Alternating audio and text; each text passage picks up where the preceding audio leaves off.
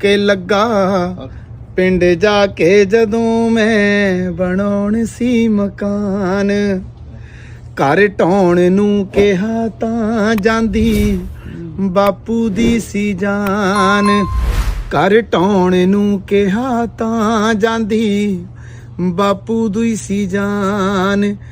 ਇਹਨੂੰ ਢਾਉਣ ਦੀ ਐਵੇਂ ਨਾ ਤੂੰ ਦੇਖੀ ਕਰੀ ਮਨ ਮਾਨੀ, ਪੁੱਤਾ ਢਾਈ ਨਾ ਪੁਰਾਣੀ ਮੇਰੇ ਬਾਪੂ ਦੀ ਨਿਸ਼ਾਨੀ, ਦੇਖੀ ਢਾਈ ਨਾ ਪੁਰਾਣੀ ਮੇਰੇ ਬਾਪੂ ਦੀ ਨਿਸ਼ਾਨੀ। ਉਹ ਕੱਲੀ ਕੱਲੀ ਇੱਟ ਹੱਥੀਂ ਦਾਦੇ ਨੇ ਲਵਾਈ ਸੀ, ਤੇ ਦਾਦੀ ਵੀ ਵਿਆਹ ਕੇ ਤੇਰੀ ਇਸੇ ਘਰ ਆਈ ਸੀ।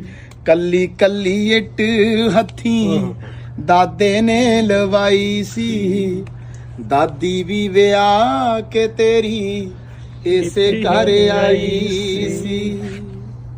ਹੋਈ ਮੇਰੀ ਵੀ ਬਰਾਤ ਦੀ ਸੀ ਇਥੋਂ ਹੀ ਰਵਾਨੀ, ਹੋਈ ਮੇਰੀ ਵੀ ਬਰਾਤ ਦੀ ਸੀ ਇਥੋਂ ਹੀ ਰਵਾਨੀ, ਪੁੱਤਾ ਢਾਈ ਨਾ ਪੁਰਾਣੀ ਮੇਰੇ ਬਾਪੂ ਦੀ ਨਿਸ਼ਾਨੀ, ਦੇਖੀ ਢਾਈ ਨਾ ਪੁਰਾਣੀ ਤੂੰ ਮੇਰੇ ਬਾਪੂ ਦੀ ਨਿਸ਼ਾਨੀ।